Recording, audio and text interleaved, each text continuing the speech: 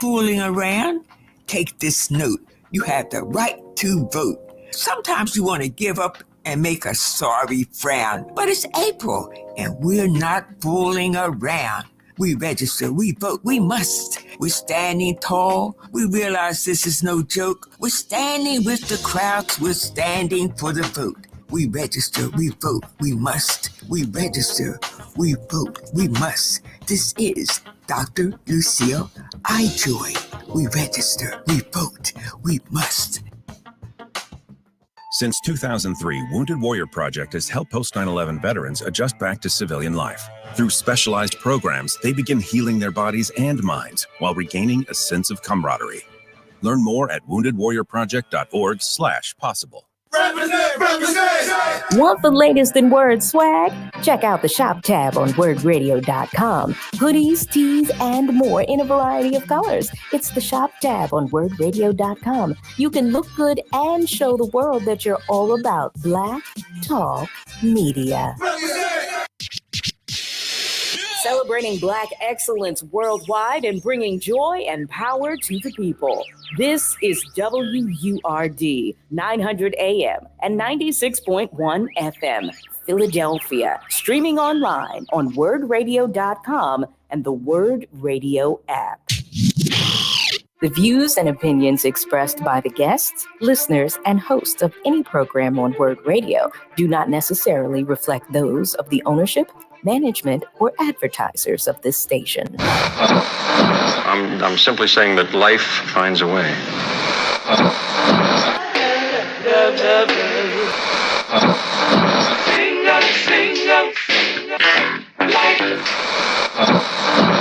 All right, people, write something on the board. Let's spell it. First letter. L O G. What's that? What? It's time. It's time to have real, honest, open, difficult, and inspiring conversations. It's time for Love and Life on WURD, Progressive Black Talk Media.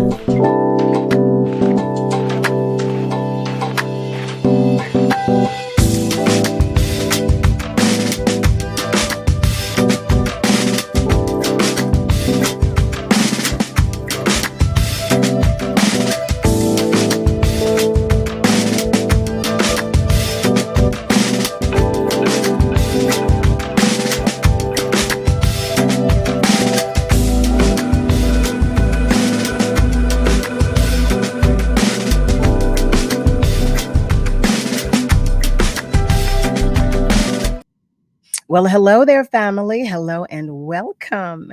Welcome to Love and Life with Carol Riddick right here on WURD, Progressive Black Talk Media, on air and online at wordradio.com.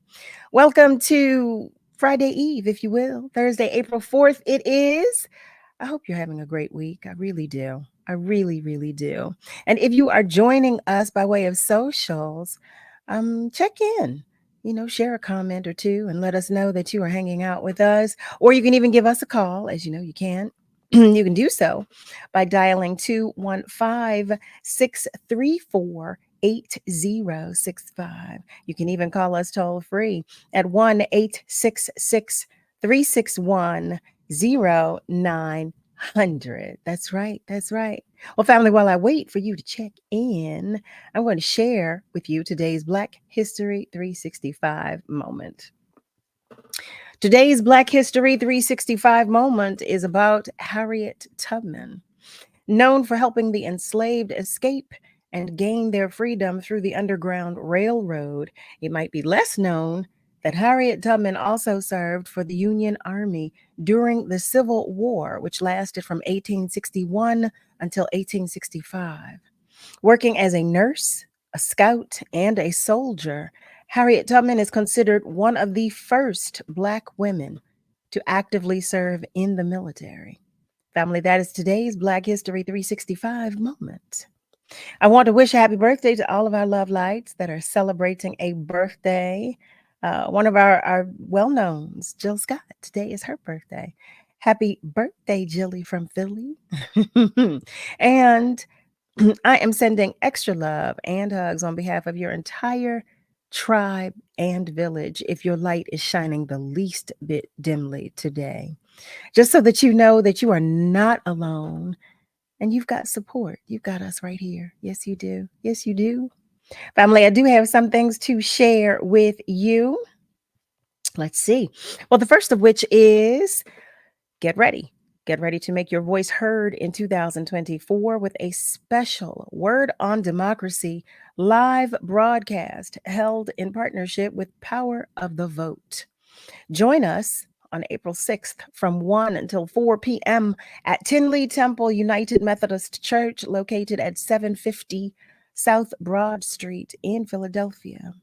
Hosted by Wake Up with Words Solomon Jones, this live event will focus on voter education, engagement, registration, and getting out the vote in Pennsylvania's 2024 primary election.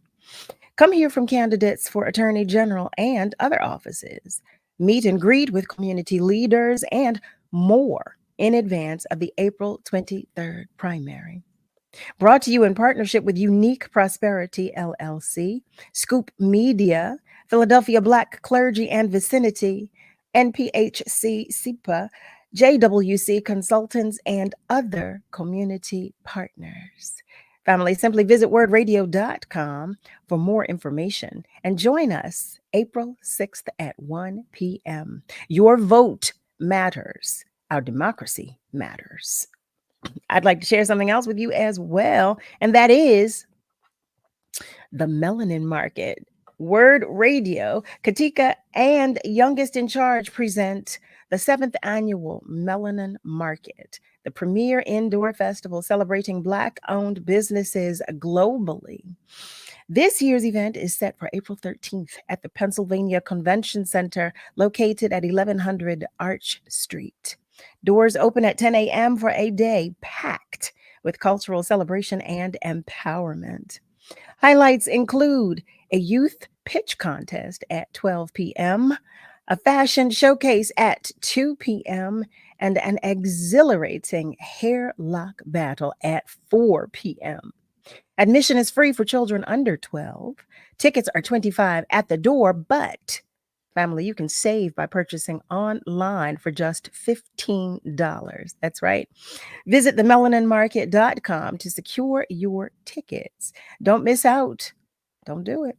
Be there and check out a special WURD live broadcast hosted by Dr. Aaron Smith, the rapping professor, from 11 a.m. until 1 p.m. right here on WURD.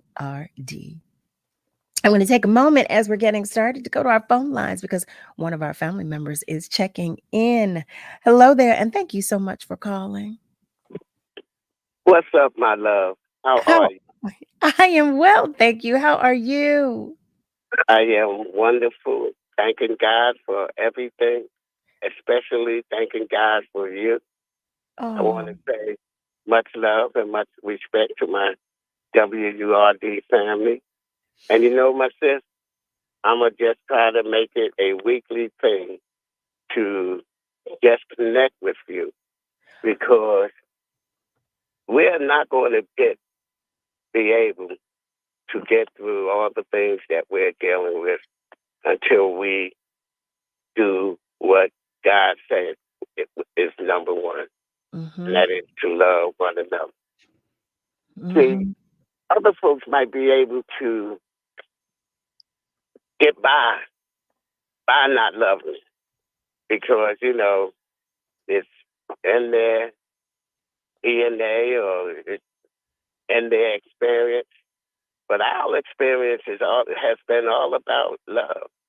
When we was a family, when we was a village, when we are a community, we always excel and exceed in anything we want to do.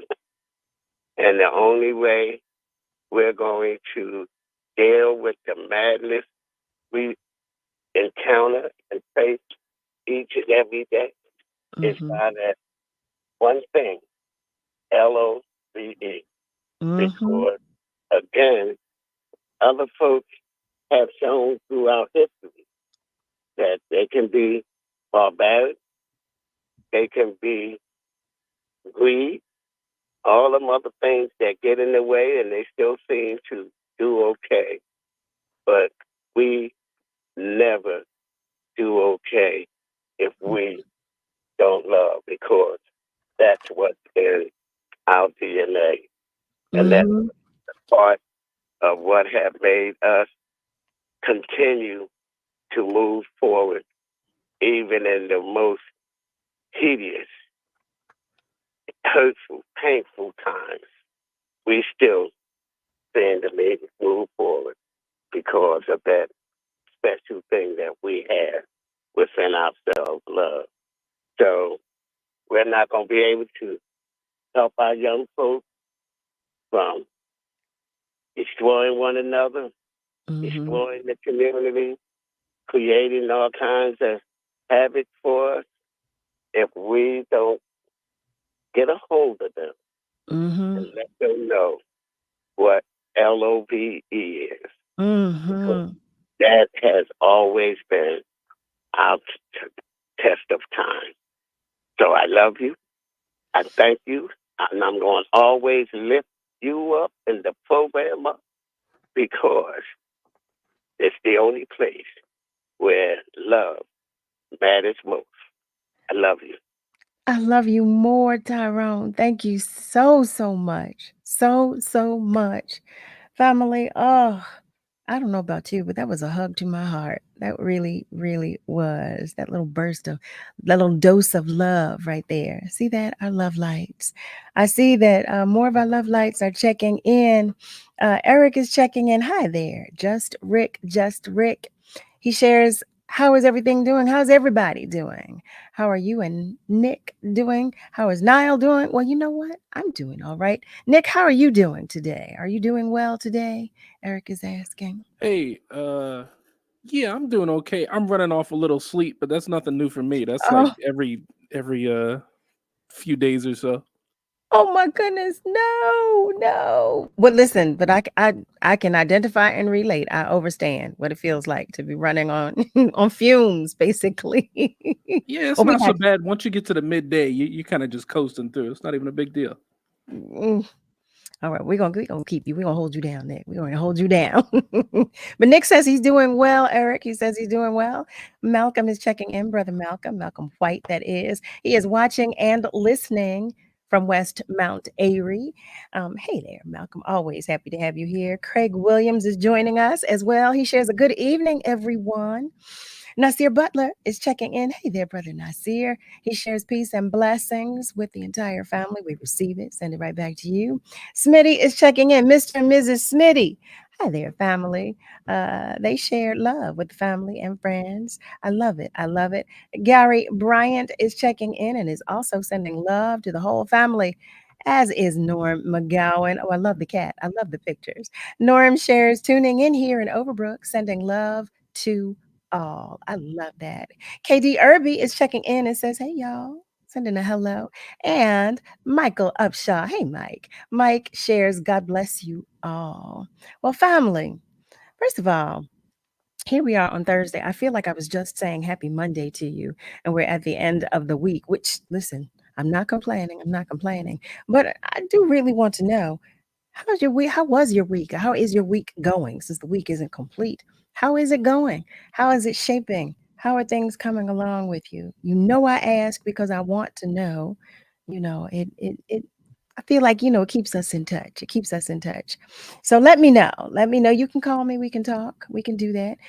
You can do that by dialing 215-634-8065 or 1-866-361-0900, which is toll free. So before I introduce you to our guest in this hour, I want to talk with you about some things. There's some things going on in this world. Y'all know every now and again, I talk with you about the current events, the highlights of what's going on. And I read a few things that just had, there's always something that just says, what? What is going on? There is the first of which, Okay. A man is being sought in attempted child sex assault at a North Philly recreation center. Now, I know we tend to read stories similar to this from time to time, but it feels to me like I've been reading stories like this every day now for the past week. I don't know what's happening. I don't know well, yeah, I do know what's happening. We keep talking about spiritual warfare. There's so much going on in the world, but y'all, what? I don't know. I'm at my wit's end. My heart is heavy with all of this, and our babies are being attacked. I don't know. The article it reads, police in Philadelphia are seeking help from the public after they claim a man attempted to sexually assault a child at a recreation center in North Philadelphia on Thursday, March 28th. Just terrible. Just terrible. Officials claim the man approached the child after initially encountering them inside a Red Fox corner store along the 2200 block of Lehigh Avenue. When I say to you, be careful every night, I mean it. I say be careful as you go to and fro. And that means looking out for our babies as well. So be careful, family. Just be careful. Be careful. We talk about healthcare. I always say there's no care in healthcare in the United States. And I read this article. A biased test kept thousands of Black people from getting a kidney transplant. Y'all, here we are. This reads, Jasmine Evans had been waiting for a new kidney for 4 years when her hospital revealed shocking news. She should have been put on the transplant list in 2015 instead of 2019, and a racially biased organ test was to blame. As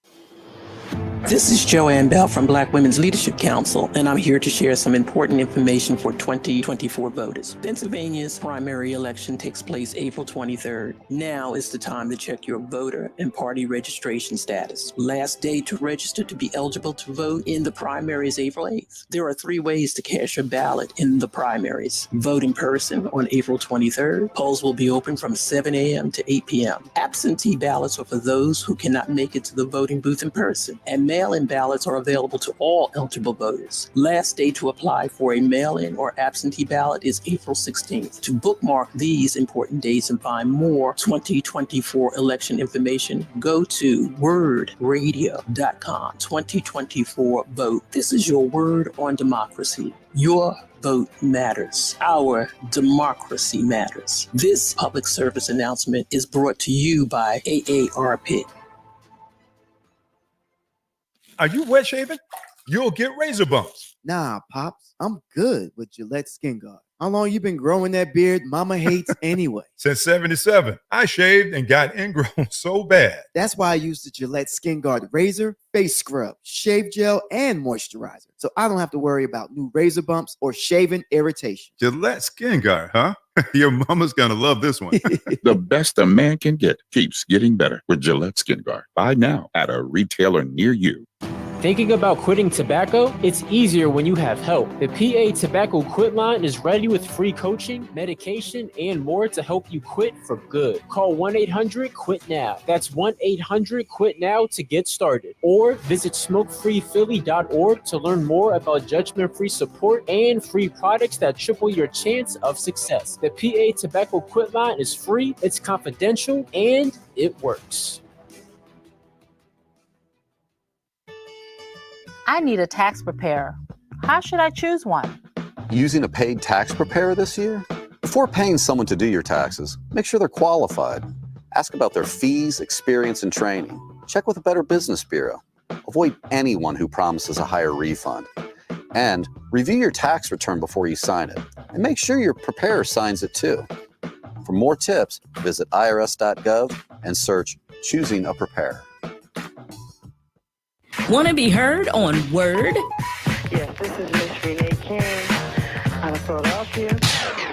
Dial 215-634-8065 to join the conversation. Outside of Philly, dial 1-866-361-0900. First-time caller? Great. We would love to hear from you. Word is the voice of the African American community, so make yours heard. Please limit calls to once per day. Spread the word and tell a friend to tune in and join the conversation.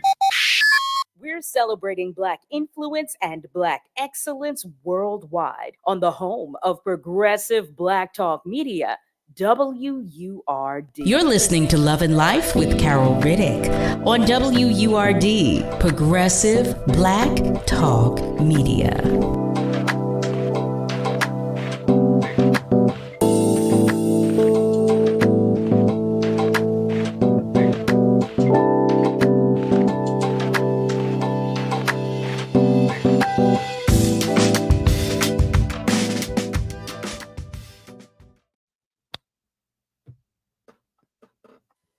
Welcome back.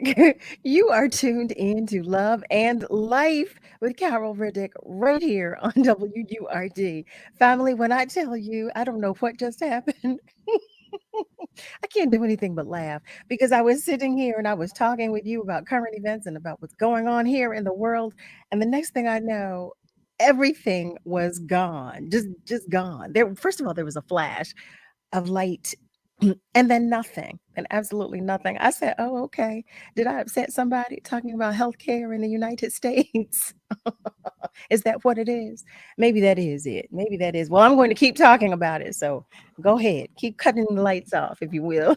I have to laugh about it because it came out of nowhere. In any event, let's start that over. Okay. Let's try that once again.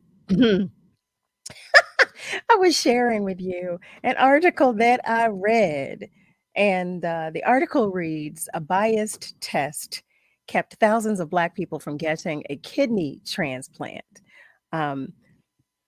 Excuse me. As it reads, Jasmine Evans had been waiting for a new kidney for 4 years when her hospital revealed shocking news. She should have been put on the transplant list in 2015 instead of 2019, and a racially biased organ test was to blame. It continues, as upsetting as the notification was, it also was part of an unprecedented move to mitigate the racial inequity. Evans is amongst more than 14,000 Black kidney transplant candidates so far, given credit for lost waiting time, moving them up the priority list for their transplant. That's deplorable. It is deplorable. It is deplorable. I know we talk all the time about what's taking place in the world. We talk about healthcare, but this right here, that's disgusting. It really is. It's just disgusting. We talk every day about how we're treated, mistreated, and what have you, but come on, y'all. Come on, do better. Do better. I do see that you're checking in, family. Gary Bryant shares, we live in such an extremely fallen world, and that's a fact. It is. That's horrible. It's horrible. Nasir shares that he's heading to Burke's Jazz Fest. Yes, you will see me there. You sure will. I cannot wait. Our love light, Rosalind, is checking in, and she's giving us all our flowers while we are still here to smell them. And she said, "Are we frozen? I can't hear anything." Yes, we were. Let me tell you. Listen, the devil was trying. He was trying, but he's not welcome here. Okay, so I had to rebuke him with everything that I have, everything that I am. Oh my goodness. I do have a feel-good story though. In Rhode Island, a man won $4 million. He won a $4 million lottery prize with a scratch-off that was gifted to him by his father. I thought that was sweet. A Rhode Island man won the $4 million lottery prize thanks to a scratch-off ticket that was gifted to him by his father. Stephen Richard of Barrington won the money in the Massachusetts State Lottery. It was in the $4 million bonus bucks, $10 instant ticket game. He said that he was having breakfast with his father last month when he was given a scratch-off ticket, as his father often does. But he didn't play the game until much later and was in shock that he had won the grand prize. I thought that was really cute. I hope he splits it with his father. I hope he does. I hope he does. You think he will? Would you? How about that? That's the question. Would you? Would you give, let's say, would you give half to your dad? Would you do that? Nick, would you give half to your father? Half of how much again? $4 million. It's $4 million. Oh man, half. Yeah. Oh, that's a lot. How about $1 million? Oh, I'd give my papi half. I sure would. Well, no, I'd give mom $1 million and I'd give dad $1 million. So I would. Well, maybe I'd give dad $1.5 million. Well, which one told me to buy the ticket? Well, no, his father bought the ticket and he gave him a scratch off. He didn't even tell him to buy it. He gave it to him. His father always plays the lottery. And he said they go to breakfast from time to time. And his father always plays the lottery. And he bought this scratch off ticket and he always gives him one. And he won $4 million from this one. Yeah, never mind. Give him half. You see? That's fair. Give him half, right? Give him half. Give dad half. I'll give my papi half. Yeah. And so, I was sharing, I want to go back to that healthcare article, if you will. We've been talking so much about healthcare. We've been talking so much about how poor healthcare is in this country. That really made me mad. It upset me when I read the article because we've had guests in the healthcare profession come on and tell us about what's taking place. And to read this story means that there's so many other instances that are taking place in the healthcare field. And we always hear about how our pain tolerance, the pain tolerance of Black people is supposed. Now follow me, family, because I'm all over my mind is racing right now because of that one story. All of the stories that we've heard and we've been told about the racism in healthcare, and it just really pissed me off. It really did. 14,000 Black kidney transplant candidates. We have got to do better. I was going somewhere, but I said, let me just reel it in and pull myself back because y'all know me. Y'all know I will go off on one topic. Before I bring our guest in, I was sharing with you that we have a guest in this hour, but she needs a little extra time. So before she steps into the room, I want to share some other things with you, talk with you about some more things that are taking place. But before I do that, let's go to the phone lines. One of our family members is calling to join the conversation. Hi there, and thank you for calling. Hi, Carol. Hey, I want to talk about real quick. Why is it that the Pope never, since you talk about religion, you was part of that Catholic religion, do you know why the Pope never brings the Black Madonna into the bounds of North America? Were you aware of that? Say that one more time, Ron. He never did what? Okay, the Pope never brings that staff with the Black Madonna on it. He never brings it in the bounds of North America. All the Pope John and all going all the way back. Do you know why that is? No, why? Well, that is because that Black Madonna is a person that would look like Miss Cam Warrington with locks and all that. And that make a statement there. Never bring that. You can go to your religious people and, look that up and see if that's the truth. Never bring that. Whenever they come in here, they never bring that symbol of that Black woman on the Black Madonna. But, we go back before Jesus. But I want to talk about Marcus Garvey. And I hear people talk about love and coming together. Marcus Garvey said something that was very profound. He said that people that refuse to organize themselves and put their priorities together He said, sometimes you do not want to spend time with that. He said, because the events yet to come will cause them to organize themselves.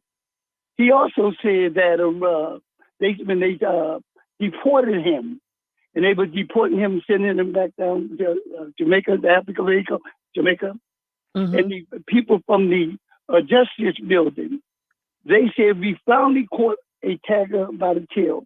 He was organizing the Black Star and to get people to go back to Africa. He knew that he could not get everybody, but go back in their mind and look at their geographic from which they come. And when they deported him, one of the justice people said, we finally caught a tagger by the tail. And Marcus Garvey quoted, but you didn't get my cubs. I and myself and many others that know this history, we are the cubs. And that's why we continue to make sure and to remind, to lift your voice, every voice, and sing, not only sing, but put it into action. And when I refer back to people like your family members, them elders there, they had a saying back in the day. They said, we know that the millstone turns slow. And that millstone, when people used to turn that around to grind the mill up, he said it turns slow, but it grinds exceedingly fine. And the question on the elders would say, way back there, come on, wouldn't you like to be another shoulder at the wheel? When you pull your weight and I pull mine, we all participate.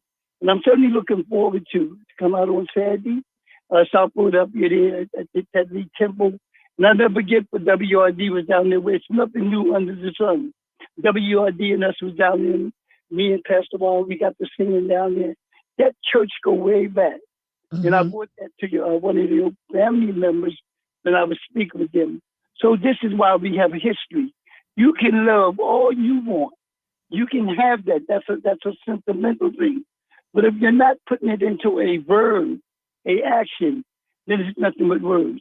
And at this time where we at, keep doing what you're doing. The children are watching you. They're hearing you. And what I'm saying to you, that's just right. Let's look at this program right here. I look at that as a yardstick. Your program started off in the dark at night, meaning that your information, you and Jonathan information, it was absolutely significant. But look how the light has shined. And that's why I say peace must never be still. Peace must be an action. And when you put it into action, then love, that word love comes into it. And what is it that would make Cal happy? What is it that makes Nick happy? What is it that make our listening audience happy? And you know what that is? I believe it has been my experience. What makes you happy?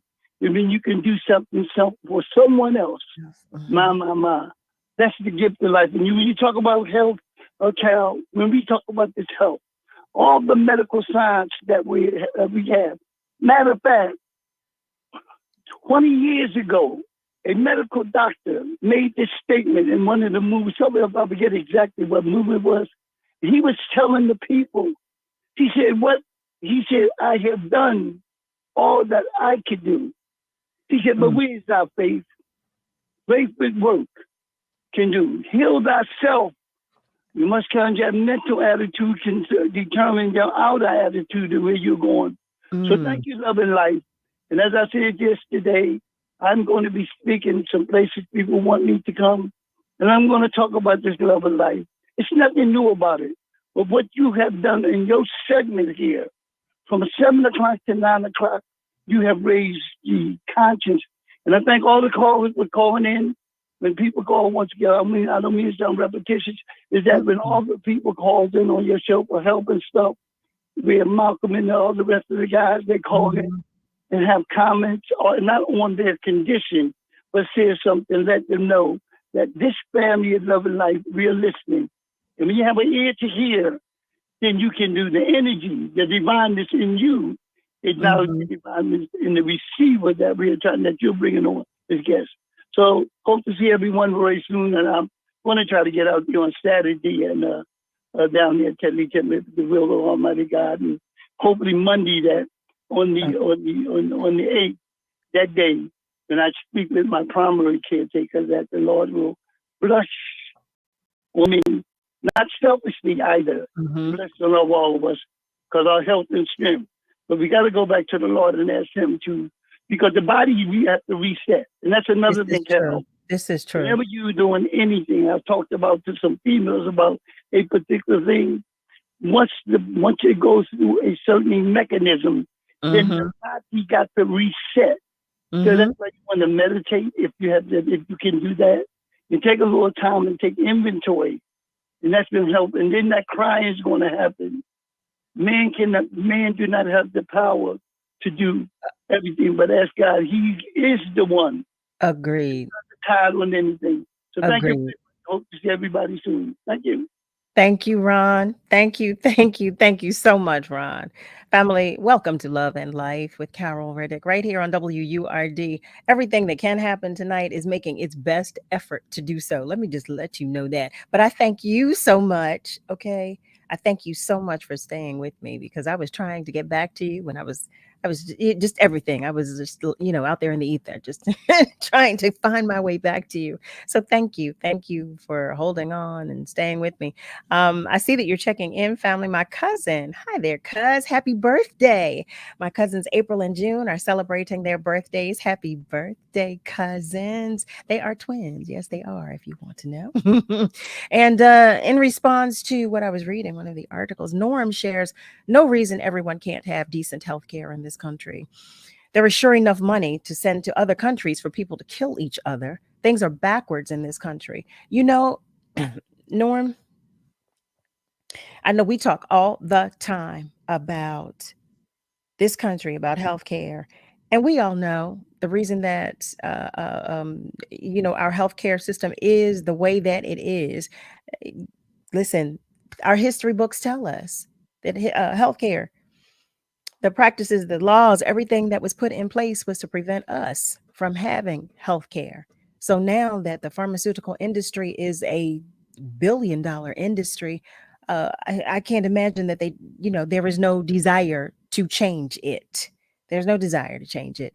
But I am hopeful.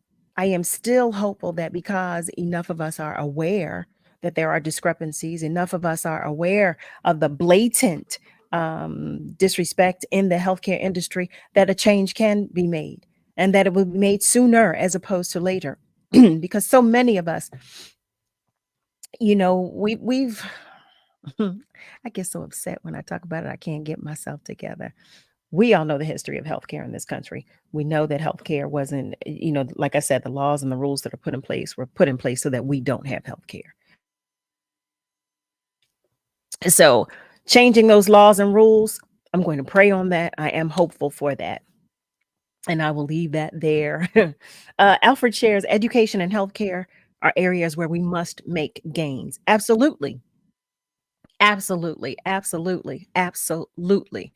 And when I was sharing the story about the father and son and the lottery, Miss Rosalind shares, she already gave her father half of it. Miss Rosalind, did you win $4 million and you didn't tell me? Did you win? And you didn't tell us. You didn't tell us.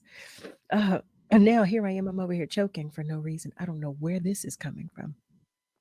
But Alfred shares, we must work on it every day. I'm in agreement with that. But we talk about voting.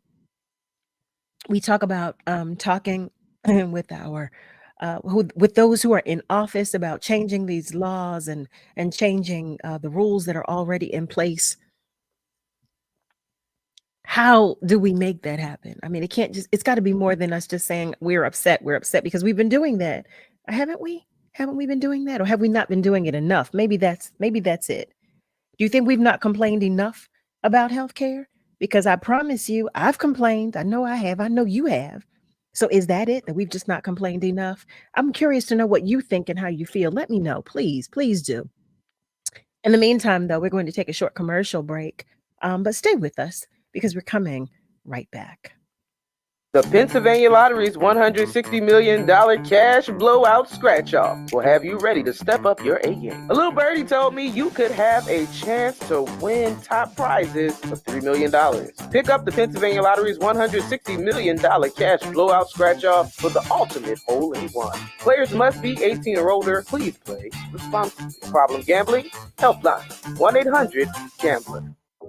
Tune in this Saturday at 6 p.m. and the first Saturday of every month for Start Your Own Business with host David O, president of the Asian American Chamber of Commerce of Greater Philadelphia, right here on Word Radio. These days, my happy place feels a little happier, even if the fish aren't biting. Mental health care is working for Diego. See what it can do for you at mentalhealthcareworks.org. A message from the American Psychiatric Association Foundation. Be sure to tune in to The Electric Magazine with Vera Martin, Saturdays, 7 a.m. until 9 a.m. on WURD, 900 a.m. and 96.1 FM. Progressive Black Talk Media. Long nose, what's the word, boy? What's the word? What's the word? WURD, Progressive Black Talk Media. You're listening to Love and Life with Carol Riddick on WURD, Progressive Black Talk Media.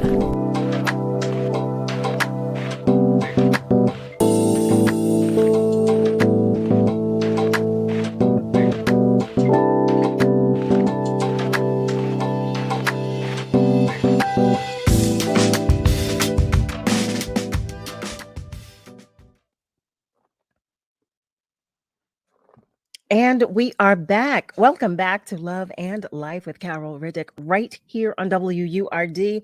Family, when I tell you the devil is busy tonight, for those of you who were with me from the beginning of the show, the power went out, threw me into the ether somewhere. I came back and then I just had a coughing spell out of nowhere. Out of nowhere. I don't know what is happening tonight. I guess I'm talking about some things that the devil doesn't like, huh? Well, guess what? You got to do better than that, devil, because I'm going to keep going. In any event, we have one of our family members on the phone lines waiting to join the conversation. Hello. Thank you for calling, and thank you for your patience. Greetings, comrades, sisters, and brothers. And I heard your question about the health system and healthcare and so forth. You know, if you look at the numbers of women, African American women who die every year in childbirth here in the United States, it will scare you. It will. Mm-hmm. Mm-hmm. We've talked about that here in this space as well. But I cannot understand. You and I, we're aware. Our family members in this space, we are aware. What is it going to take? What is it going to take to make change? It will take people getting aware and then finding out that basically, if they get out here and do something about it, then things change. And you have to fight to change, because if you don't, it stays the same. Let's give it to a bunch of seniors. I'm in my elderly years. I like to call myself an ancient at this point. If you look at African American populations as opposed to the United States populations in the United States of America, what a country. It's weird. What a country is right. Hey, I'm telling you. Not only does it fight wars that it doesn't need to fight and get people killed that don't need to get killed, quietly as it's kept everybody in the United States of America, this is probably, I think it's either the number 2 or number 1 country in the world with Alzheimer's disease overtaking its populations of elderly people. And some people who are in their 20s and 30s as well, quietly as it's kept. And that could be stopped. Mm-hmm. There are ways of stopping it. One of them is you got to change your diets and things. And it gets to be a long conversation on changing your diet. African American cuisine, well, we're going to have to give up the meats. We're going to have to give up a whole bunch of cheeses. We're going to have to give up animal products. We're going to have to give up stuff that's like sugary. and oily, except for extra virgin olive oil. To put it bluntly, we're going to have to give up the way that we're cooking our food in oil, like stir fries. My significant other love them. But that is part of what causes Alzheimer's, quietly as it's kept.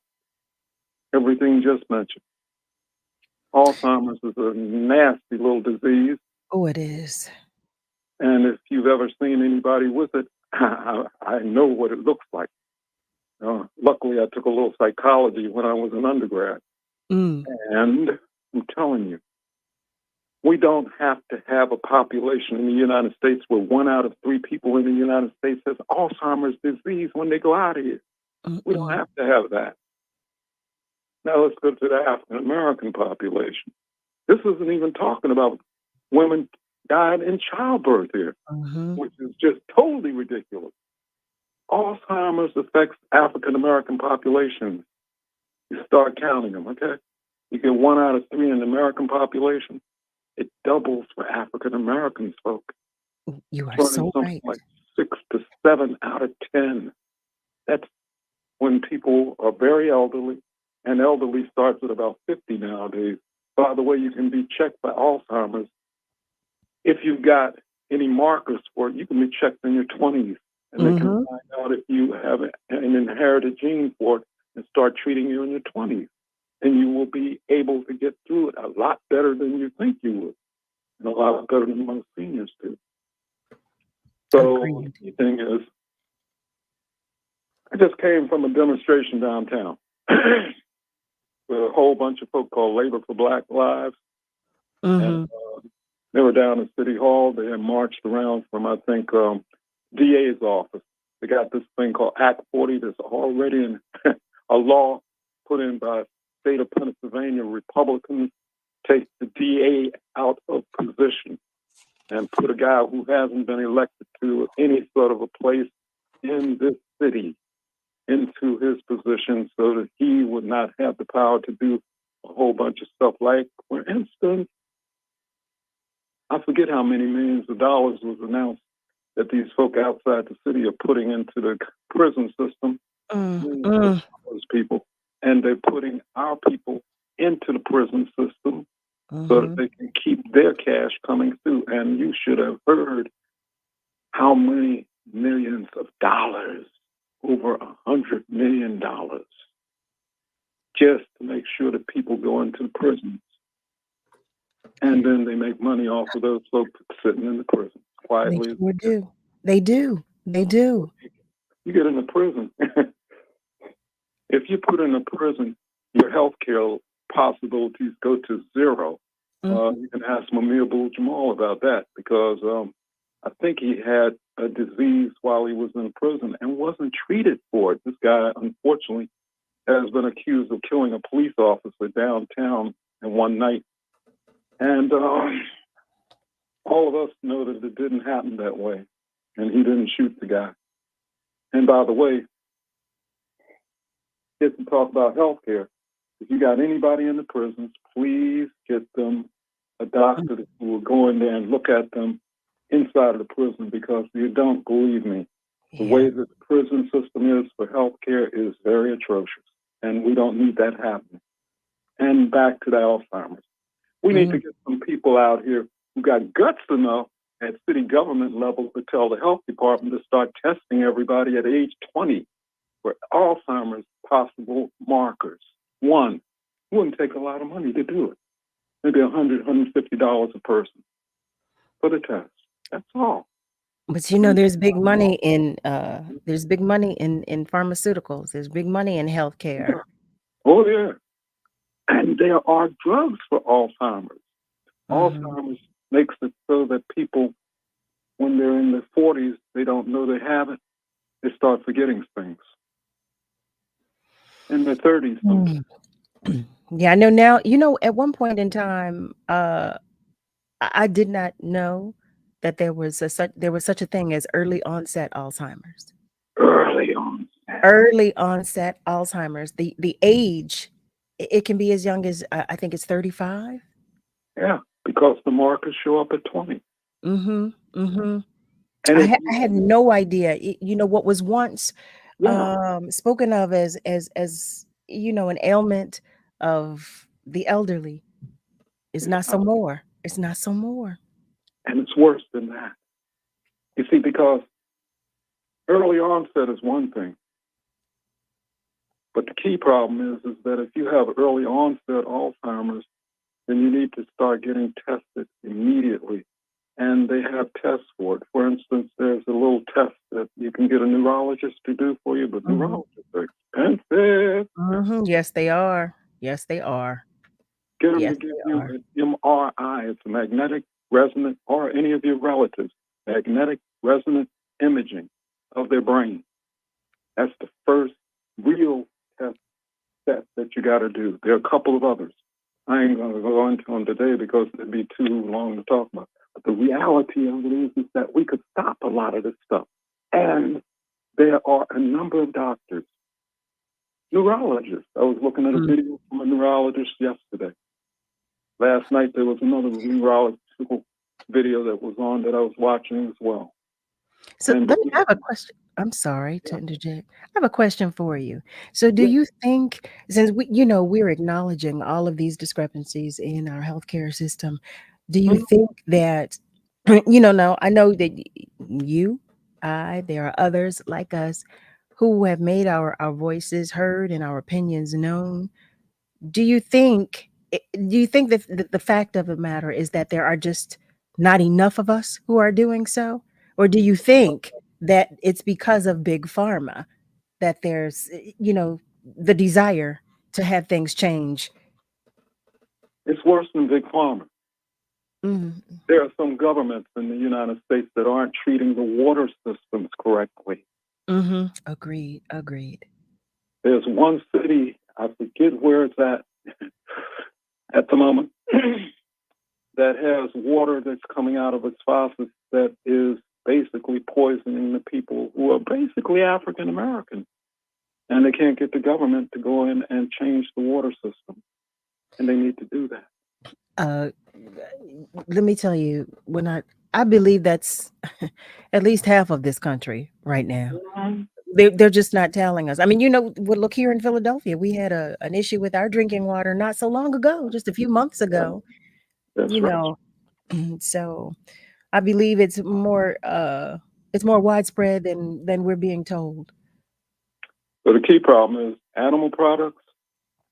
If you're eating butter, if you're eating margarine, which isn't an animal product, but it's a chemical product, if you're eating extra sugars, added sugars, and anything that says natural flavorings. Yeah, matter of fact, I picked up a thing twice. 2 different items inside of a place over here called Whole Foods or something. And over Joey's Market also. Picked up an item and it said, naturally flavored with natural flavoring. And I said to myself, and let me call these people and find out what that is. They had the phone number on the side. They told me what it was in it. That's horrible. Hey, They said, I said, well, if you can't tell me why you're putting this stuff in it, and you don't know, or you can't tell me why, or what it is you're putting inside of the food and the drink, particularly this was a drink, then tell me this.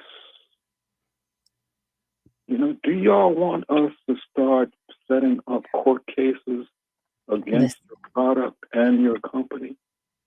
Because y'all can do this. Talk to Michael Court about it. But here's the thing, the Food and Drug Administration approves all of this. It wouldn't be out here on the market for, retail if they didn't. No, the Food and Drug Administration does not approve all of it. They're not approving all of it? Get a hold of Dr. Paul Hopkins. He comes on URD radio, I think, on mornings on Saturdays. On Saturdays, yes, he does, Dr. Paul. Yeah, I think Sundays he's on too. I'm not sure about that. In the afternoon, is it? They'll tell you stuff that will scare you about the Food and Drug Administration. You think the FDA is doing something for you? Yeah.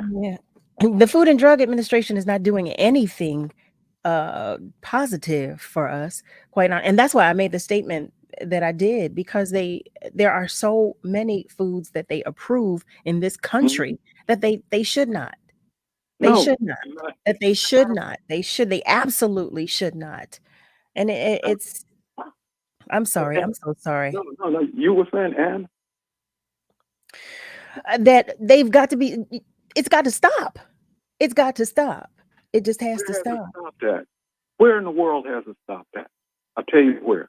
There are other countries, I'll tell you, because there are foods that we have here in the United States that are banned in other countries because they know better. They do better. We know better, but we don't do better. That's correct. And unfortunately, we got governmental capitalism is a strange beast. I'll just say it that way. Let's think of it as a living thing that walks around and is about maybe 4 foot high on 4 legs. And every now and then bites you in the butt and you end up bleeding all over the place. And that's what they're doing to the entire country. Our entire existence, quite honestly. I'm going to ask you just to hold for one moment. Family, listen, it's time for us to take a commercial break, but stay with us because we are coming right back. It's the WURD Hot 60. Hot 60. Here's the hottest 60 seconds you missed on Love and Life. A lot of what I molded my relationships after were sitcoms from the 90s. I actually thought love was like Family Matters. I always just assumed that whatever man ran after me the way Steve Urkel ran after Laura was like definitely my husband. So when I look at television shows today, it makes me a little sad because representation is so important. Discovery of love can sometimes be through the view lens of watching people in love. I know that's my first relationship with falling in love, is watching other people be in love and then being curious about what that feeling is. So to now see how contemporary television moves the message more towards sex and the capitalism centered around dating, that's the part that feels a little scary. But in terms of showing love, I actually don't think that it can be salacious enough. Love in its most purest form, regardless of the particular sector of love you're looking at, is always so fascinating and so beautiful. And it reminds you why you actually don't need money. And that's your hottest 60 seconds from Love and Life on WURD, Progressive Black Talk Media. Meet Amanda. She loves to start her day by heading to her favorite coffee shop. Morning, Amanda. Black coffee, no sugar. Then she usually takes the long way to share a little treat with Coco, Mrs. Lopez's little terrier. And when Amanda arrives to open the Keystone First Wellness and Opportunity Center, Mr. Freeman is always there. You always on time, Amanda. Always on time, Mr. Freeman. Amanda has been a community health educator at Keystone First for over 15 years. She knows this community as well as the community knows her. As a local health plan, we don't only take care of members. For over 35 years, we have known them as neighbors, friends, and family. As Southeastern Pennsylvania's largest medical assistance managed care health plan, our roots run deep. Visit KeystoneFirstPA.com to learn how we can help you get care and stay well. Family Therapy Vignette Moments with Dr. Lucille Ijoy. It's April, you know. We're not fooling around. Take this note. You have the right to vote. Sometimes you want to give up and make a sorry frown, but it's April and we're not fooling around. We register, we vote, we must. We're standing tall. We realize this is no joke. We're standing with the crowds. We're standing for the vote. We register, we vote, we must. We register, we vote, we must. This is Dr. Lucille Ijoy. We register, we vote, we must. Children are the greatest joy and our best hope for a better future. Friends, they are the future. But did you know that millions of kids right here in our own backyard are facing hunger every day? Without healthy food, it's harder to grow, to thrive, to feel their best. The impact when children don't have enough to eat is tremendous because when you're hungry and your basic needs aren't being met, you cannot learn. Every child deserves to be fed. This is a problem we know how to solve. Food is not just food. It's energy, health, confidence, hope, and even love. Yes, love. Breakfast in the classroom contributes to kids being more focused, which leads to higher grades and simply just their well-being. Thank you! Learn more about how No Kid Hungry is helping end child hunger in America at helpnokidhungry.org. Talking to your kids about the dangers of vaping can be hard. Getting them to listen to hot gossip is easy. So here's some drama you could share with your kid. Dude, did you hear about Cassie and Jake? No, but did you hear that vaping can cause irreversible lung damage and nicotine affects brain development? Nuh-uh. You don't need to gossip if you want to have an open conversation about vaping. So if you want to get tips on when and how to talk to your kids, visit talkaboutvaping.org. Brought to you by the American Lung Association and the Ad Council. We are the home of progressive Black Talk Media. This is WURD 900 AM and 96.1 FM, Philadelphia. Streaming online on wordradio.com and the Word Radio app.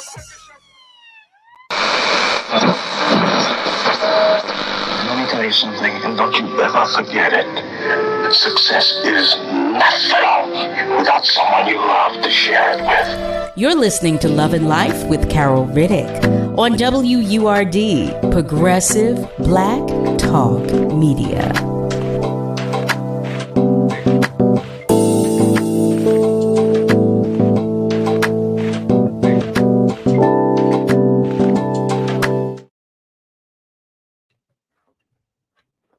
Well, hey there, family. Welcome back. Welcome to the top of the second hour of Love and Life with Carol Riddick right here on WURD. Before the commercial break, I was talking with one of our family members, Ken. I did ask you to hold because we had to take a break for just a moment. Are you still there with me by any chance? We are here, comrades. All right. I love it. And I so appreciate the conversation that we're having because there's so much truth to what you're saying. You know, we talk about how this country, how we're treated, about how the laws that are made and that continue to be in place. We talk about the food that is being sold to us, how it is no good for us. You know, so what do we do, Ken? What do we do? Okay, comment, everybody. Well, you know, there's a guy named Joe Biden. He's president of the United States of America. Mm-hmm. One of the things that you might want to try doing is getting a hold of him. You go up on the internet, you'll be able to find email addresses for the White House all over the place. And if you give yourself a little time, you'll be able to call the governor of Pennsylvania. Mm-hmm. And, because quietly, as it's kept, they don't have telephone books around anymore, so you can't just sit down and look them up like when I was a kid. So now you got to go up on electronic media and find these folks. And I would suggest that you find out who is in your city council seats here in Philadelphia. You got a health system here. We do. They will teeth and fix them here. They will. Go down to the city health department and you can find out inside of your region. There are regional rural health centers here. And they should be dealing with Alzheimer's also. They should be dealing with poor in labor and need some help in terms of dealing with having child care after and how they're going to take care of their bodies before they have their children. We should be able to shut down this death rate that's going on with African-American women. Has it been happening? How much money has been put into it? You got a new mayor. What did the last mayor do to put money into reducing women's child death, birth death? You know what, Ken? Wait a minute. I want to interject because I'm so glad that you just said what you were what you said about women and healthcare, and that's a great segue to our next segment because we have guests in this hour. I'm going to bring them on so we can start this conversation because it's a necessary one. It's such a necessary conversation that we're about to continue. But I thank you for the segue. It was a great segue because I was about to introduce them. Thank you so much. Thank you. Thank you, ma'am. Thank you Over so out. much. Okay, thank you. Family, welcome. If you have just joined us, you are tuned in to Love and Life with Carol Riddick right here on WURD. As you know, it's Thursday, and on Thursdays, we have Thursdays with Dr. Z. Yes, we do. And tonight is no different. It is not. It is not. And tonight she's brought a guest with her. Yes, she has. So for those of you who are unfamiliar, Dr. Z, she is the executive director for Sunrise Community of Pennsylvania. She is a lifelong student of human behavior and social interaction with well over 15 years of experience as an accomplished trainer, professional speaker, and supervisor in the field of human services. And she has brought with her Saleemah McNeil, who is the founder and executive director of the Oshun Family Center, an organization that provides racially concordant care to members of the Black community who are seeking to achieve optimal wellness through psychotherapy, holistic healing, and birthing modalities such as doula and lactation support. Like I said, Ken, it could not have been a better segue. Family, I welcome you to the conversation with both Dr. Z and Saleemah McNeil. Thank you so much for that Oh, intro. we got all. When I tell you, hi, ladies, hi, Hello. hi. Listen. Let me tell y'all first. Welcome, welcome, welcome. I'm so happy to have this conversation. Hi, Dr. Z. Hi, Saleemah. Hello, Carol. I Hello, good- Word family. Hello, Listen, Saleemah. Hello. it was the perfect segue. One of our family members just shared. One of our love lights was talking about. We were talking about healthcare. I went on a tangent. I did because I read an article. So I said, okay, I can't wait to have our guests and talk with us tonight about all of the wonderful things that you all are doing at Oshun Family Center, because at least we'll find some comfort there. Mhm. So Dr. Z, take it away. Yes. I brought Saleemah McNeil, and I'm gonna turn it over to her because she is more than capable and ready to share all things Black maternal health. As we know, or some may know, this is Black Maternal Health Month. Saleemah is doing some phenomenal things in honor of Black Maternal Health Week. And so I just thought it would be great for her to join us in conversation today. And I'm glad to hear that you already started that conversation indirectly, Carol, for our segment today. So I'm glad to be here, and I'm going to turn it over to Saleemah. Thank you. Hey. Again, my name is Saleemah McNeil. I'm the founder and executive director of Oshun Family Center, which is the nonprofit organization that's based here in Philadelphia that's geared towards providing Black people with therapists, doulas, and lactation consultants. I come through this work wearing several hats as a founder and executive director, a reproductive psychotherapist, a maternal health researcher, and an overall maternal health disruptor. So I take pride in those things as I embark on my 18th parenting anniversary that will take place tomorrow for the kid that I brought Earthside, that really does lend to the work that I do and why I do what I do. So thank you for having me today, and I'm really excited for our conversation. Wait, you said a reproductive psychotherapist. What does that entail? What does that mean? So what I did was over the last, let's say 15 years, I have engulfed myself in maternal health and wellness through different avenues. I used to be the obstetric coordinator at Pennsylvania Hospital. I was a doula and a lactation consultant.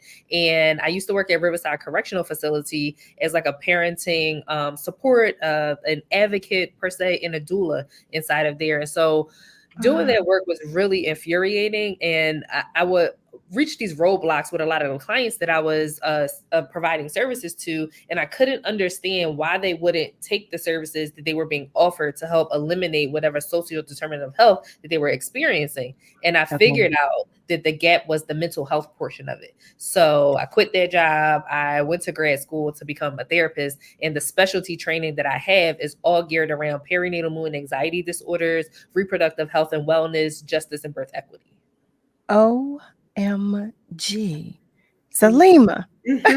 And your mom too. Did you say you're a mother too? Yes. That's a full-time job. Thing is she has a great story around how this journey all comes together around being a mom. And I think it would be just beneficial, I think, for you to share that. Saleemah, tell a little bit about that story. Absolutely. So this kid that's not like a little kid anymore, who will turn 18 tomorrow, is the reason that I do the work that I do in the way that I do it. Initially, I wanted to follow in my mother's footsteps, working within the health system on the labor and delivery floor and or postpartum.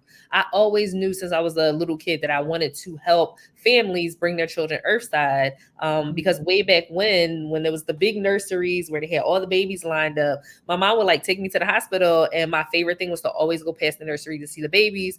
And so that's what I wanted to do. I had an idea of what it would look like for my kid to come earthside, what I want my pregnancy to look like. So at a very tender age of 18, I was in that journey advocating for myself to have the birthing experience that I desired. Unfortunately, it was based on things that didn't look like me. So I watched a lot of TLC's A Baby Story, a lot of Maternity Ward, and I thought that my journey could look similar to those on TV, which unfortunately did not represent the body that I live in. So when I went into my birthing experience, it ultimately, what a lot of providers lean on is mom is healthy, baby is healthy, everyone's good, but we weren't. Yes, human earthside. Mom, I'm a wreck. I spent 9 days in the hospital. My blood pressure was so high, they didn't want to send me home. And I literally told them, y'all are stressing me out being here. Wow. I don't want to be here.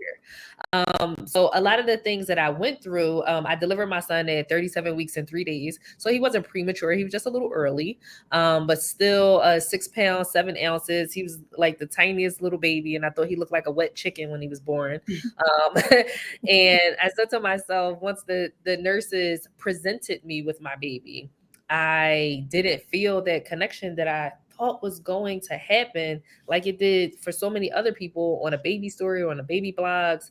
And I felt like I was presented with the kid versus having a baby. It doesn't make a lot of sense for people, but it's like you're presented with food is very different than you making the food, you know? And I woke up and it was like, well, here's your baby. And I was like, first of all, he's white. He's not mine. So you should probably go get me a black baby so we can make this all better. And because I am absolutely a child, of course she thought I was playing, but I was serious. I did not think that kid was mine. I ain't see a brown area on his entire body. And when my dad walked in, he didn't make it any better because he said, did you have a baby by a white man? I said, no, like his dad is literally sitting right there. Which also like helped with that, like, is this really your kid? And it wasn't until I was like released from the hospital, we're on our way home, and I get to my apartment and we walk in and then like the door shuts and it's just us. And I was like, holy crap, they sent me home with you. So I hope you're mine because we about to make the best out of whatever it is that we got going here. And 18 years later, he looks just like me. He looks even more like me. And I'm like, clearly you're mine. Wow. Oh my goodness. You know what? That's the first time and thank you. First of all, thank you. Congratulations. And happy birthday to the baby. But that's the first time I'm actually hearing a mother's honesty and transparency in that regard. Like now, outside of my own mother's, because my mother had the same experience. She said, well, that's not my baby because I was so light. And she said, you had blonde hair, like the tips of my hair was blonde. And she said, that's not mine. That's not mine. So it just, that's why I was chuckling. So family, for those of you who were saying, well, why is Carol laughing? That's why, because it brought back a memory for me. But having that experience and then you getting home saying, all right, well, we're going to make the best of this. And now to be 18 years later. And it's just, so now 18 years later, you saying, okay, yeah, you're mine. You're mine. Do you have that feeling now that you know, that you saw in the mothers that you were watching on television? Do you have that? Did it come? Yes, that feeling developed over time. So I didn't have that first look at the kid, oh, I'm just so in love. I was like, all right, like I guess I got to do it. Right.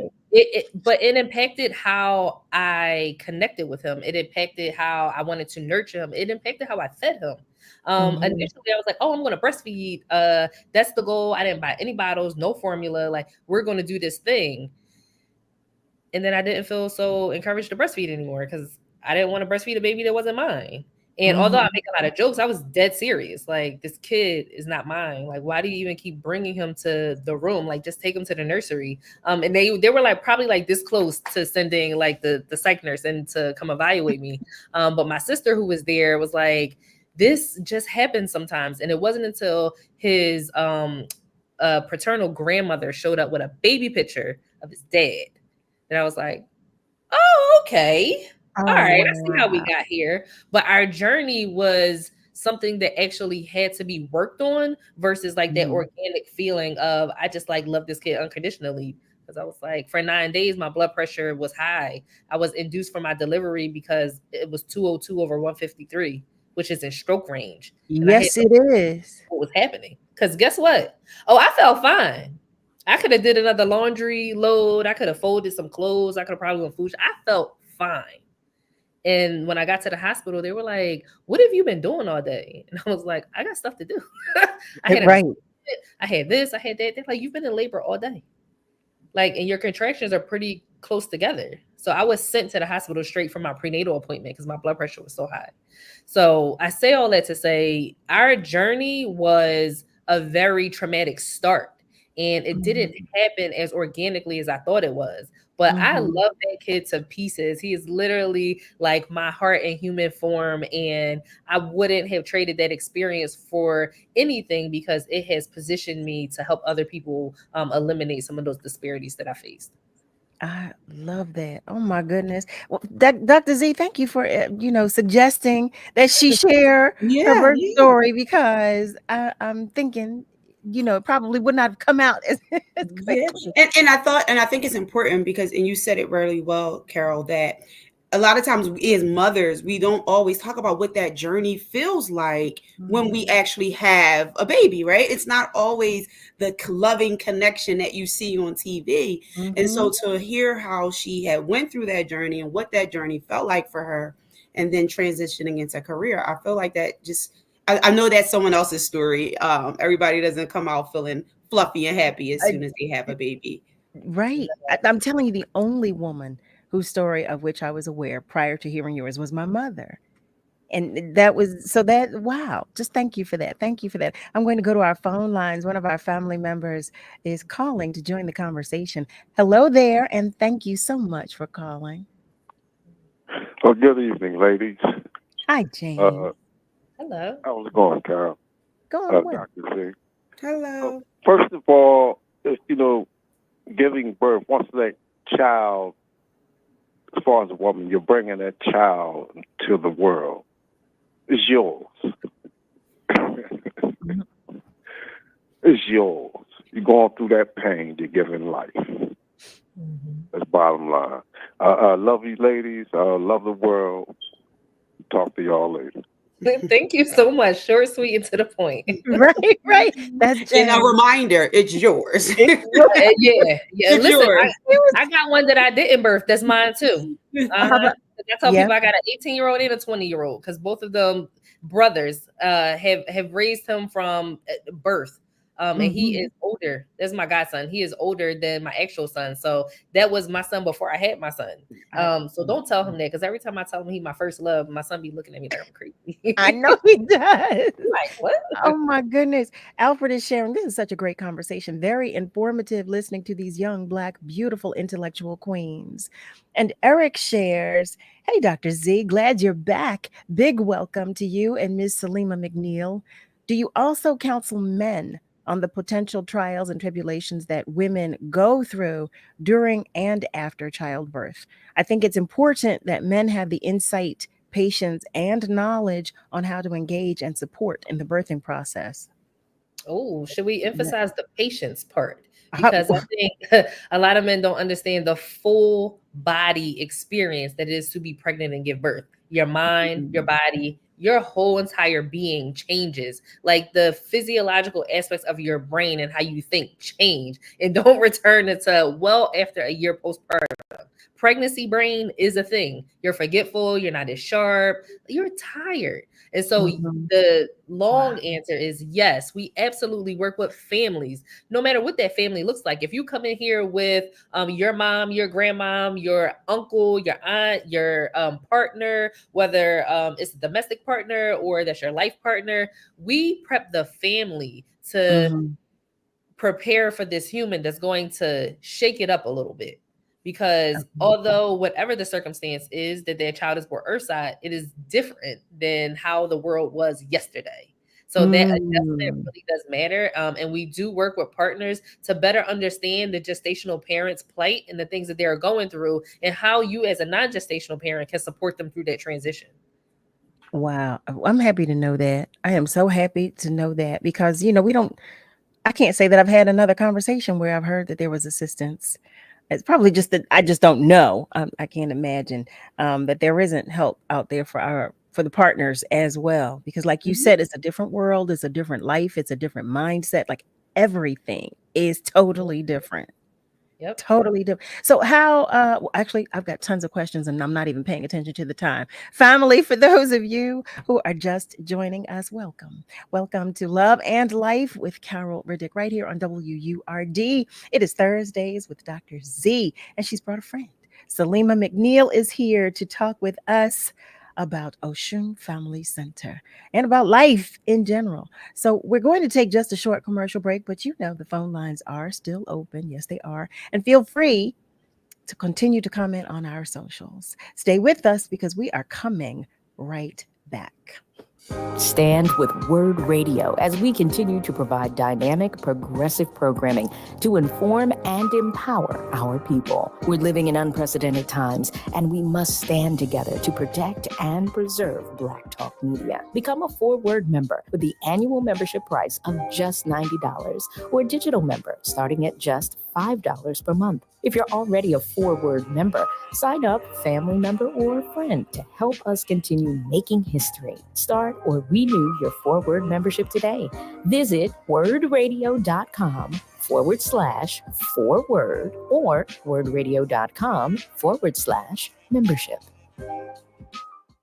Thinking about quitting tobacco? It's easier when you have help. The PA Tobacco Quit Line is ready with free coaching, medication, and more to help you quit for good. Call 1-800-QUIT-NOW. That's 1-800-QUIT-NOW to get started. Or visit smokefreephilly.org to learn more about judgment-free support and free products that triple your chance of success. The PA Tobacco Quit Line is free, it's confidential, and it works.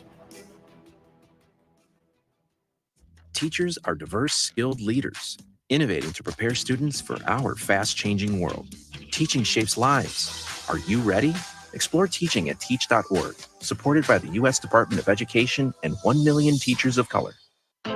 Tune in to Eco Word Magazine, hosted by POC, the first Friday at 10 a.m. for the PA Lottery Eco Word Fact of the Month. Brought to you by PA Lottery, benefiting older Pennsylvanians every day.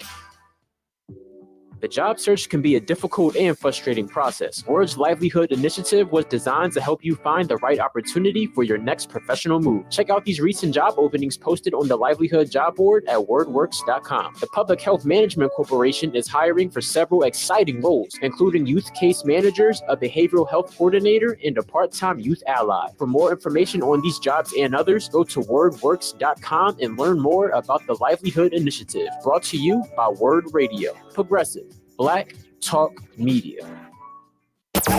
We're celebrating Black influence and Black excellence worldwide on the home of progressive Black Talk Media, WURD.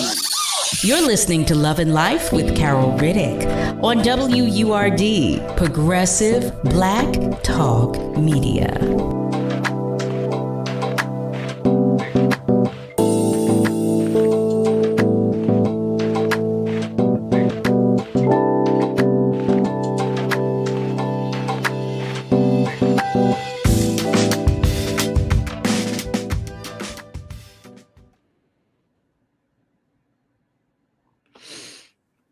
Welcome back. You are tuned in to Love and Life with Carol Riddick right here on WURD. We are talking with Dr. Z, because it's Thursdays, and that's what we do on Thursdays. You hear me? Because it's Thursdays. Because it's Thursday. But on Thursday, we have Thursdays with Dr. Z, and she's brought a friend, Saleemah McNeil, who is the founder and executive director of the Oshun Family Center. And she's talking with us about all things under the umbrella of life and love. So I have another question for you. You were sharing with us that you are a certified lactation consultant. What does that entail? What that entails for me nowadays is just making sure that I understand and know where we are in that profession as it pertains to helping to support our Black and Brown people to better understand breastfeeding.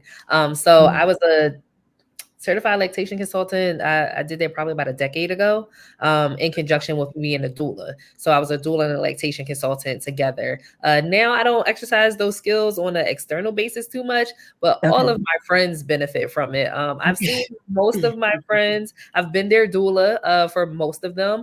I think just the last baby, our little baby Ori, she's the only one that I was not the doula for. Most of my other friends I was, and I provide lactation support to them as well. So that is kind of where I am now with the lactation portion of it. But with the organization and how we've been able to expand, I hire doulas and lactation consultants now instead of being one. I was just about to ask. So you don't want that to be lost. But I do have another question about being a lactation consultant. But one of our family members is waiting to join the conversation. Hello there. Hello there. Hello there. Thank you so much for calling, and thank you for your patience. Yes, good evening, Word family, and Caroline, and good evening. Your guest. I can relate to that story. I was like 13 going on 14, and I had my baby, wound up having a cesarean birth. Her father died when I was 4 months pregnant. But when they brought her to me, back then it was at Temple on the 4th floor, which is not there no more, it's somewhere else. But I didn't touch her but maybe once or twice. But she was white as snow, but I forgot. My grandma mom was white, her mom was white, and my daddy mom was white. So therefore, the babies come out looking like them. Like I was light skinned, came out looking like them, but my mom was black and my daddy was black. But my blood pressure was up. But back then, they let you stay in the hospital for 2 weeks, maybe because it was the cesarean birth, but I don't know. But anyway, she's 51 years old. She's an entrepreneur. I'm very proud of her and everything, but I know with that mother with and not having that father there, and none of my family wasn't there. So I am very, very proud of myself for what I did, and I'm so proud of you. You know, I might not know all the medical terms and all that, but burying people and being around people sick with high blood pressure, and I suffer with it too. It was time I was getting ready to fall out, and I would tell people in my 16, 17, because that sun was hot back then. It's not the same now. I don't know what it is, but people wouldn't listen to me. And for the last 20, 30 years, they just got my blood pressure under control. And how I was able to do that was a lady down here, Miss Tech, and she was a diabetic. She said, Cookie, if they don't get a handle on it, you're going to wind up taking all this medicine. For real, back then, and up until about 3 years ago, I was taking like 20, 30 pills. And I just finally got off of all of them. I still take a blood pressure every now and then, but it's normal. But guess what else? The diet. The diet plays a big role. A big role. So I'm grateful for you and all that you're doing for your people. I don't know the organization or whatever, but I will donate $100 today. I give now my information because nobody wasn't there for me. Not even my, but my mom did help me raise my daughter, and so did the village. She didn't want for nothing. She a spoiled brat right today. You understand? I don't know about it going on. She live in Georgia, but over there on black crime, I just can't run no more. My nerves is bad just talking about it. You have to take care of these babies. And that to seeing birth, them putting them needles in my back, which I had 3 kids. She's 51. My oldest son, 45. My baby is 43. and they are 7 years apart, the two oldest ones. And my son and my other son is 3 years apart. Just a seeing birth is no joke. And right today, Carol had somebody on there that do the gas, the light. I already paid my deposit to get this office. They leave the after birth in me. They do everything to you. I'm lucky to make it alive here today. But your program, what you got going on for these women, we have to school. My two granddaughters just had a miscarriage, didn't even know they was pregnant. I'm here. They called me. I never even knew nothing about it. I had to call my other aunts because my siblings is dead. I only got one aunt left, but I'm calling my older sister. You understand? Like, women are not even getting married. I'm 65. You with me? You got to put a ring on this thing. Back then, I didn't want it because I'm raising my family. So you could bless your family and your mom. But a lot of these women don't get up off that table. I was lucky. Some doctors didn't like me. They were saying, lay down. I can remember like it was yesterday. Just lay down. You understand? But if I'd have moved the wrong way with that spinal tap, I might have not been here. But I'm here. So I'm grateful for your story. And I'm grateful for your program. And I'm going to give now or make my information. I'm going to donate $100. Thank you so much. Miss Rosalind, thank you so much, Miss Rosalind. Thank you. I love y'all. Everybody needs to become a word member. We love you more, Miss Rosalind. And I'm saying thank you for you, Saleemah, but thank you. Just thank you for your generosity. Thank you, for sharing your story as well. Pray for me that I get to see it. I don't know it, but the body can tell. You're always in my prayers. You are. One of our love lights. You are. I'm just, grateful for all the work that the both of you do, quite honestly. This is an area that I know so little about. And I'm thinking, with the limited knowledge that I have of what a doula is and what a doula does, I'm thinking, I'm sure some of our other family members might have even less awareness or knowledge than I do. So would you mind sharing with us what exactly a doula is and what a doula does? 100%. So this answer might be a little long, so because I need to bring it up. No, please. So an OBGYN, an obstetrician, is a medically trained professional who has done extensive schooling, 8 to 10 years, and their specialty is surgery. They make sure that if we are dying, if we are needing of emergent care, they are able to utilize medical technologies and their understanding of saving lives to do that. They provide the standard of prenatal care, and they are eligible and qualified to help you bring your children earthside. Then you have midwives. Midwives are also medically trained professionals who do probably 6 or 7 years of school because they have master's degrees. They are not surgeons.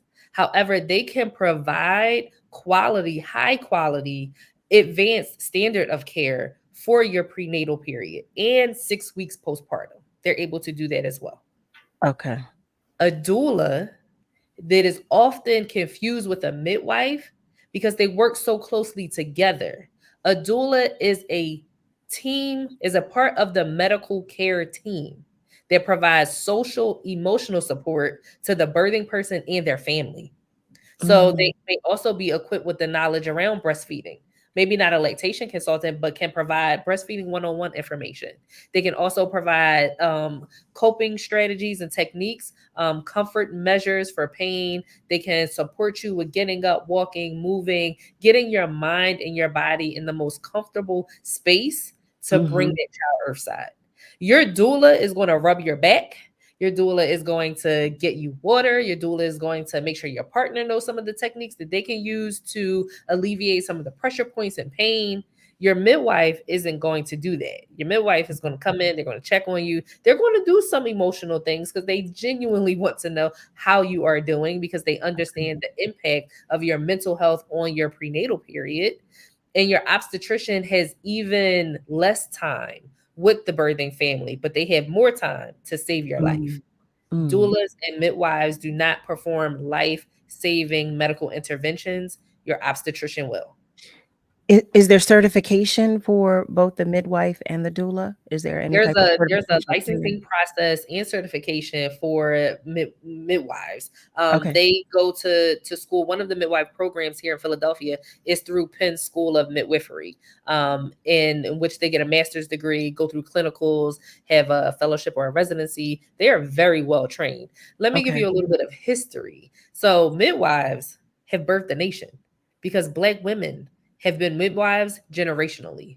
This was always something that the aunties, the cousins, the moms, the grandmoms all rallied around this birthing person. White, Black, our native people, our indigenous folks all gave birth to their humans in company of other women, right? We've been doing it. However, birth became medicalized in the early 1900s and overtaken by white men. I don't like to give too much energy to the white obstetrician who utilize Black bodies, enslaved Black women to practice on them. So I like to uplift Lucy, Betsy, and Anarcha, who really paved the way for us to be where we are today. So just understanding that we've been doulas, we've been midwives, but until it was medicalized and whitewashed, now we are getting back to those ancestral roots that really say you can give birth in community, because that's what we're supposed to give birth in community. Giving birth at your house, you can absolutely give birth at home with a midwife and a doula. You cannot give birth at home with your doula. Please don't, because that's no, just 10 out of 10 do not recommend. Don't do that. However, we have several home birthing midwives who are Philadelphia based, who also participate with our Philadelphia Birth Fund that provides under-resourced minority folks with the opportunity to have the midwifery model of care in Philadelphia in the comfort of their own homes. Wow. So there's two things. A certified nurse midwife has went through the formal education path. A certified professional midwife has went through some formal education, but also lived experience. They have apprenticeships, they find preceptors. There is not a licensing process for certified professional midwives, but those are the ones that typically do the home births, opposed to certified nurse midwives who are under similar restrictions of other medical professionals and are only to practice in a healthcare institution under the guidance of an OBGYN. Okay. One of our family members has a question, and I actually have the same question. Are there male doulas, well, I realize. Are there male doulas and midwives, quite honestly? In my career, I have come across one male midwife, and I was working at Penzie at the time, and he was the only male that had ever came through from the time that I was there that I know of to study the midwifery model of care. At that point in time, he was a resident or like in their fellowship. So I'm not sure where he is now, but that is the only experience that I know of a male midwife. However, this is like an area that is very much so saturated in the femininity and the experience of birthing, folks who have reproductive organs that support bringing a child earthside. So are there male doulas? Yeah, there are.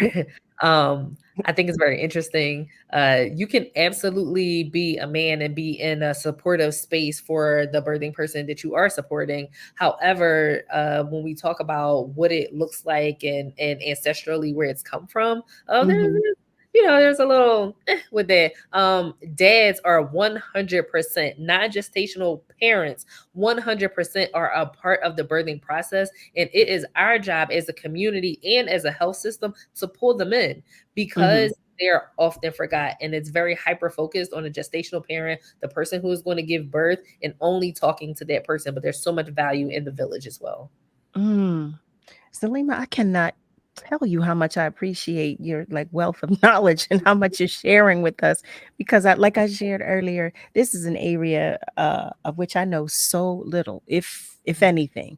So I cannot thank you, Dr. Z. Oh my goodness. Yes. And also I want her to speak. I know we probably going to go on break soon, but speak about some of the disparities, which I think is most important, that we experience as women, Black and brown women, in healthcare around maternity. So I think that would be really good for us to talk about. I don't know if we had time, Carol. I didn't know if it Well, was I right. was going to say, because we have 2 minutes, what I would love to do is for you to share, because our family members are asking for the website and information, how they find out, if we could so I could put that in the chat. And then when we come back from commercial break, if you could talk about that. Would that be all right with you?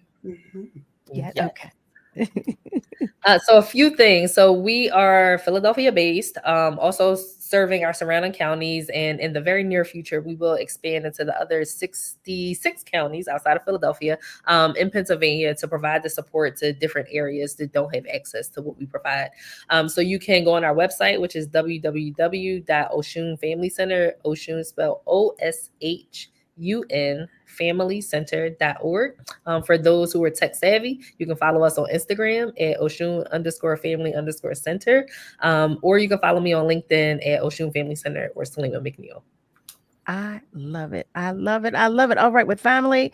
Now, if you were not able to get all of that information, don't worry. It's in the chat. And when we come back and Saleemah shares additional information with us, she's going to share that with us once again so that we can have it. But that's Oshun, OSHUN, familycenter.org. All right, family, stay with us. We're taking a short commercial break, but we are coming right back. The Pennsylvania Lottery's $160 million cash blowout scratch-off will have you ready to step up your A game. A little birdie told me you could have a chance to win top prizes of $3 million.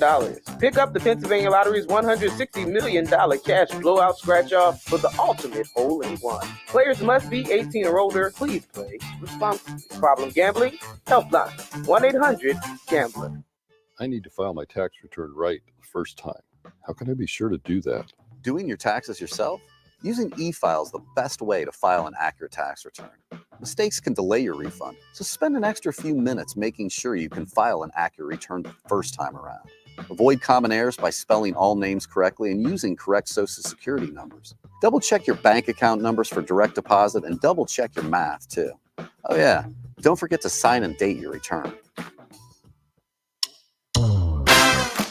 The Melanin Market, Word Radio. Katika and Youngest in Charge presents the 7th Annual Melanin Market, the premier indoor festival celebrating Black-owned businesses globally. This year's event is set for April 13th at the Pennsylvania Convention Center at 1101 Arch Street. Doors open at 10 a.m. for a day packed with cultural celebration and empowerment. Highlights include a youth pitch contest at 12 p.m., a fashion showcase at 2 p.m., and an exhilarating hair lock battle at 4 p.m. Admission is free for children under 12. Tickets are $25 at the door, but save by purchasing online for just $15. Visit themelaninmarket.com to secure your tickets. Don't miss out. Be there and check out a special WURD live broadcast hosted by Dr. Aaron Smith, the Rapid Professor, from 11 a.m. to 1 p.m. No, what's the word, boy? What's the word? What's the word? WURD, Progressive Black Talk Media.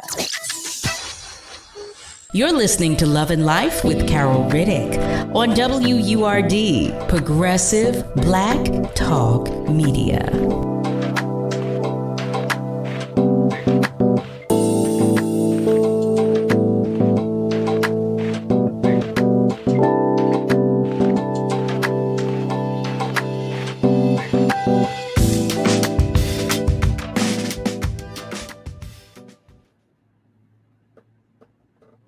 Oh, I talk fast. Well, hey there, family. Welcome back. You are tuned in to Love and Life with Carol Riddick right here on WURD.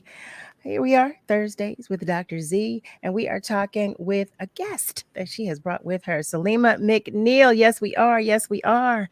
And she is sharing with us about life. And I know we don't have a whole lot of time left. So Dr. Z was proposing that Saleemah share some important information with us. So I'm going to shut up so that she can do so.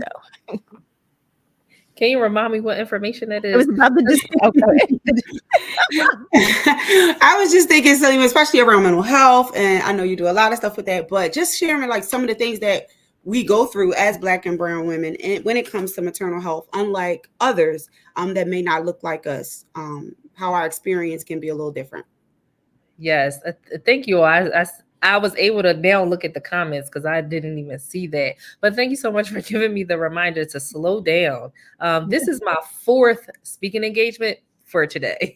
I am still running on fumes. So thank you so much. I get passionate and I want to get all the information in there so you have all the stuff. But thank you for that reset.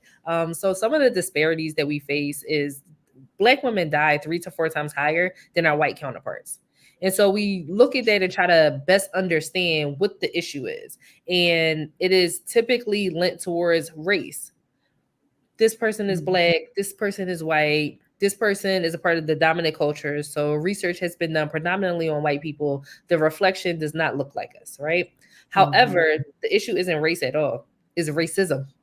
It is the gross miseducation of a nation that lets providers think that in their textbooks that is exactly what needs to happen. That is exactly how you treat the person that is sitting across from you. But it is a collection of themes that they've been able to identify with the research that they've done on the dominant culture that isn't indicative of Black and brown bodies, which then really does impact how we are treated in those health systems. Ridiculous things like Black women can tolerate pain more than our white counterparts. Because if you remember earlier, I talked about our ancestors, Lucy, Betsy, and Anarcha, the enslaved women who the doctor experimented on, who practiced on without anesthesia.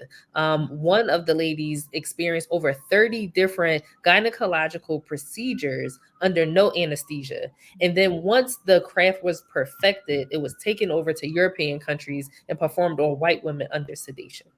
Right. So that is how it comes full circle. And you would think that is so ridiculous. That was generations ago. Like, no, that was early 1900s.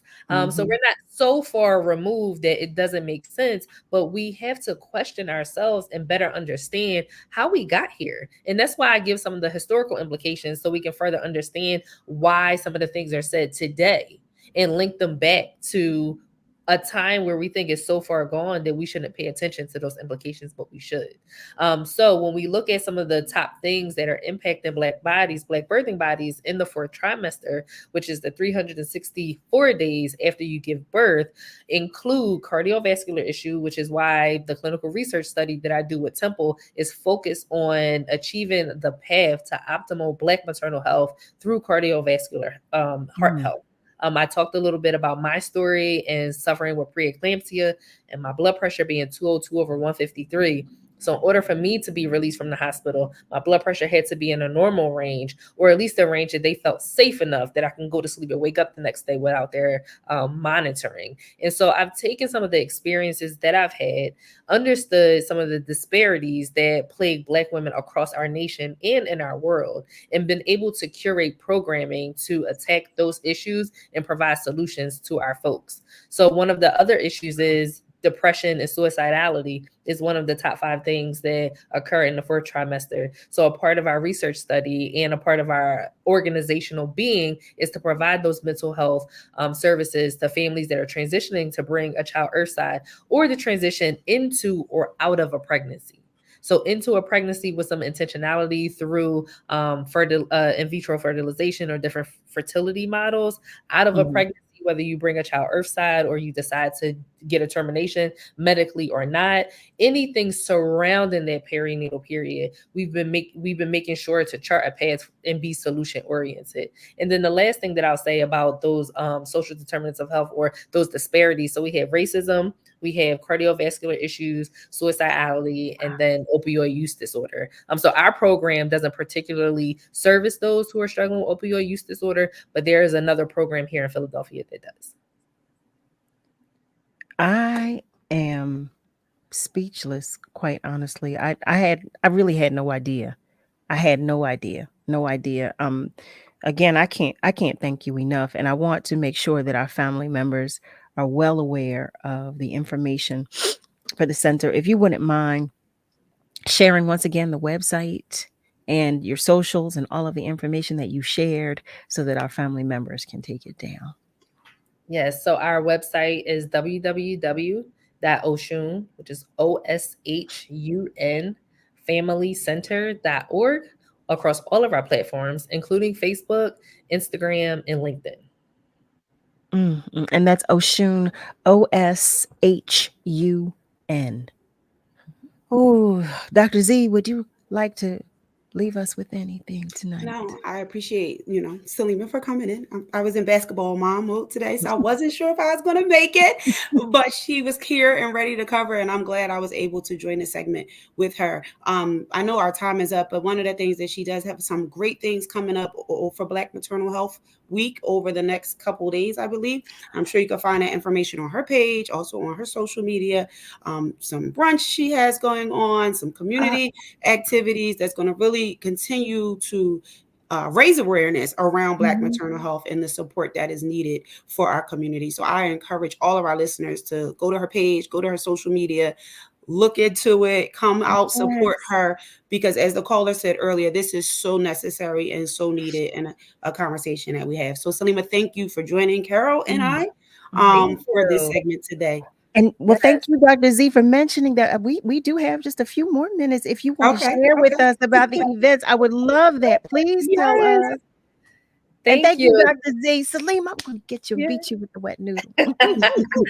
So today has been a very interesting, long, beautiful day. I started my day out at City Hall with our city council members. Catherine Gilmore Richardson, who is a council member, introduced the resolution to recognize Black Maternal Health Week annually, April 11th through the 17th. And it was passed today unopposed, which felt really good. So we will have our resolution. So Black Maternal Health Week is April 11th through the 17th. We've been celebrating under the support from the Black Mamas Matter Alliance that is not stationed, but they're from Atlanta. And so we convene with national leaders every year to learn more about Black maternal morbidity and mortality and how to be solution focused. So with that being said, this year, like every year since 2018, my organization, Oshun Family Center and the Maternal Wellness Village, have been lead organizers for this week. And we have a whole week full of events. We're kicking off with our partners at New Voices for Reproductive Justice for our virtual day, which is April 11th. There's still spots for you to register for that talk. And then we are having a birth worker brunch on that Friday at Billy Penn Studios. And we do it up. I just love something that drips in Black excellence and a little bit of bad and bougie. So we are absolutely going to have a good time. We do a community-based baby shower. This is our third year doing the community-based baby shower. No, it's our second year doing a community-based baby shower. And it's at Smith Memorial Playground. We have over 175 families registered. We service over 200 people on that entire day. We got food trucks and clowns and DJs. And like, we do it good for a baby shower. Really do. We have a wellness event on Sunday for all of our postpartum families. We also have a training for professionals, clinicians, providers, OBs, midwives, doulas, lactation consultants at IBX Live in Center City. And then we will be rounding off our week on that Tuesday, which is the 16th, at the state capitol for our advocacy day, where we are busing folks from Philadelphia County up to Harrisburg so we can talk to legislators around Black maternal morbidity and mortality. Oh my gosh. Oh my goodness.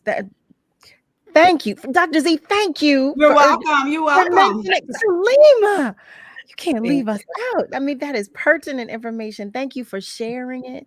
Thank you for facilitating it and orchestrating it.